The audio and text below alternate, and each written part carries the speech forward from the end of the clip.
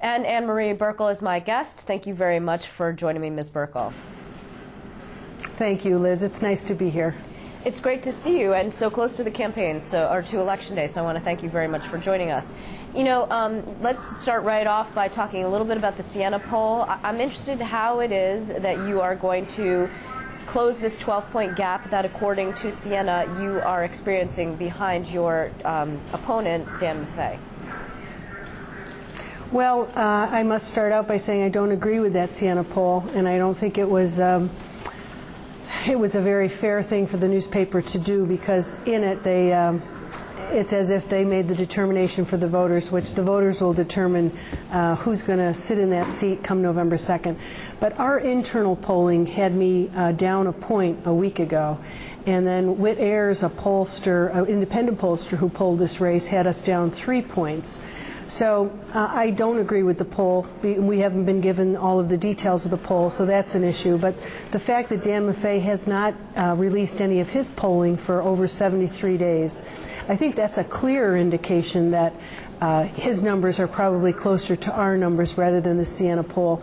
And then beyond that, we're seeing some independent expenditures come into the district, and I think that's a good indication for us that the polling that's being conducted down in Washington is again closer with our polling, that this is a neck-and-neck race. Real Clear Politics has put us into a toss-up category, which is excellent for us. You know, that the independent expenditures that you bring up, I mean, one of those entities is called American Crossroads, and it's actually headed by Karl Rove, the former White House political mastermind, if you will.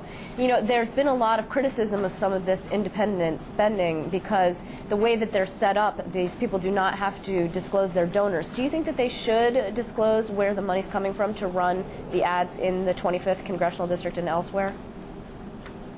Well, the issue is what the Supreme Court said, and it allows for them to do this. I think for us the good news is that Crossroads has looked at this race, realizes that we can beat Dan Maffei, and so they've decided to invest in this race. So that's the good news. Well, but there are people who would say that you have no idea where this money is coming from, that there are outside interests who are just similarly to the way that you would suggest that the Syracuse Post-Standard, it was unfair to poll and tries to influence voters. These outside interests, who voters don't know who they are trying to influence the 25th Congressional District race. Well, I think when you look at the ads that they're running, their message is less government, less spending, lower taxes, take all the steps we need to get jobs in the economy back going.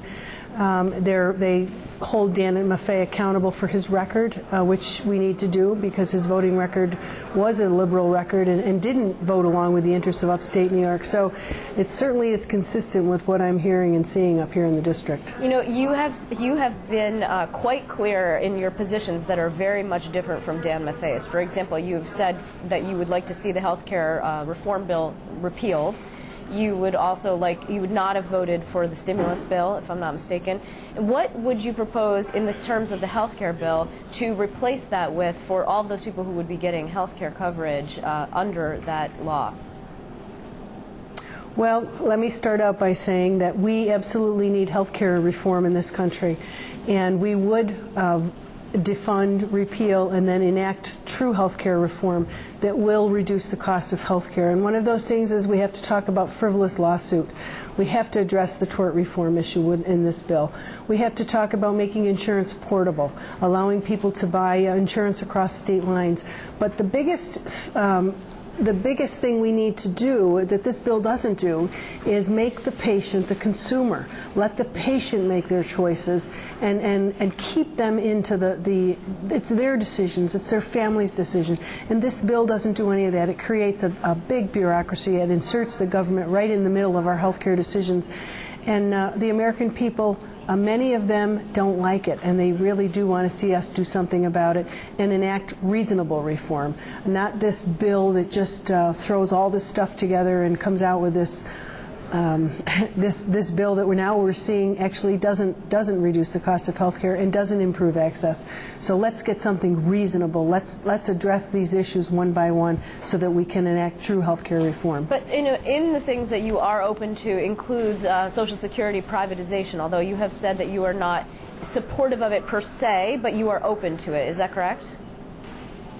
Well, let me be real clear, because my opponent has misrepresented me on this position several times, and I think the Democrats in large are doing this nationwide. I am not in favor of privatizing Social Security. For the seniors and for the people who are on the cusp, their Social Security benefits are, we have a contract with them. They should not have to worry. In fact, this Congress should have taken the steps to give them the cost of living the increase that they needed, and they failed to do that. But I think that if we're going to have a reasonable discussion, that's got to include the fact that Social Security does have problems. And just as Barney Frank and Chris Dodd ignored the problems of Fannie and Freddie until it became a crisis, we've got to be proactive with Social Security, and we've got to look at what's a viable alternative. How can we make this system better? It's got to be better so seniors can really count on it. One of the things we've got to do is we've got to create jobs and stimulate the economy. More people paying into Social Security is certainly going to help the system be stronger. What I've talked about with the younger folks, 20 and 30-year-olds, let's have a discussion about making this system more viable, and that includes all of the options, but we need a bipartisan approach to Social Security.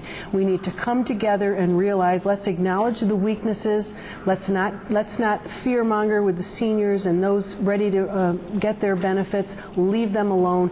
But let's look at the system where the younger people are concerned, and let's work together to make Social Security a good system so that seniors and people I'm sorry, at retirement age can enjoy it. Just for a minute, when you talk about bipartisanship, you know, you're running as a Tea Party candidate. You have a number of positions that are quite diametrically opposed to the Democratic positions. Do you think that you'll be willing to work across the aisle? Would you be willing, in some cases, to vote with the Democrats? This is obviously a Democratic state, and so many voters have said that they feel disheartened by the partisanship that's going on in Washington. Well, I'd like to say, first of all, that I am the Republican, the conservative, the independence candidate. I have all three of those lines, and I do enjoy the Tea Party support. Some of our supporters are Tea Party supporters. But those Tea Party people should not be marginalized. Their position is that, look, we want to get government under control. We want to decrease the spending. We don't want to leave our kids and our grandkids with this debt and this deficit. So that's not an extreme position. That's the independence, that's the conservative position, the Republican position. We've got to get spending. We've got to get this government under control. I hear you, but would you be willing to vote with the Democrats in a bipartisan way in order to get things done in Washington? If when we vote on an issue, I think it's very important to have the discussion, and I would be willing to work with them. When it comes to issues of Social Security, health care, the education, those issues affect every American in this country. And so we as elected representatives, we have to work together to come up with good solutions. And that's one of my biggest concerns with the incumbent congressman. He has voted party line almost 97% of the time on any of these votes that are so important: cap and trade, health care, stimulus, financial reform bill. The major party things he's voted along with his party, and has been unwilling to stand up and say, no, that's not good for upstate New York. I'm going to not vote with the party line. Okay. Speaking of this, there's a moment in the debate that I'd like to highlight, if you don't mind. Let's just take a listen to this moment from last week's debate. Dan, unfortunately, a lot of the global warming myth has been exposed, and I think this bill is ideologically driven. It's not good for upstate New York. Cap and trade bill is a tax on energy. That's all it is. It's a tax on energy, and it's based on some specious global warming. That, whether or not there's real global warming, has not been determined. And to pass a bill that will cripple businesses in upstate New York, cripple them, is the wrong way to go. Okay, so I know there's been some debate over this. Do you believe that global warming exists, just to be clear? I think that when it comes to global warming, I think that the scientific debate, the jury is still out. I think the political debate has been well decided. And the issue and the reason global warming was brought up in that debate was because cap and trade does not address global warming. It would have a negligible effect on the whole premise of global warming. And in fact, what it would do is just be a job killer for upstate New York. That's the context that it was brought up under. Now, my opponent continues to go on about global warming because he doesn't want to address the issue and the fact that the vote on cap and trade was the wrong vote to take for upstate New York. But I'm still not clear. You personally do believe or you do not believe that global warming exists? Look, I'm not a scientist. I think that the jury is still out on global warming. I think that there needs to be, continue the debate. What I do, and so until we reach a consensus or we have scientific proof, I think there's two schools of thought on global warming, if we're honest about it.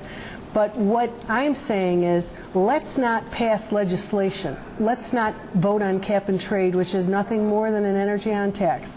Let's not take that route to destroy more jobs, drive more jobs out of upstate New York, increase the cost of energy for families living here, increase the cost of doing business, when in fact this bill is going to have a negligible effect on carbon emissions. So it doesn't even address the cap and trade, it doesn't even address global warming and what they're trying to do with this bill. You know, this race has actually attracted a lot of national attention. You had Mitt Romney endorsing you, if I'm not mistaken. You had Sarah Palin endorsing you. I'm curious if you would think that Sarah Palin should run for president in 2012 and if you'd support her.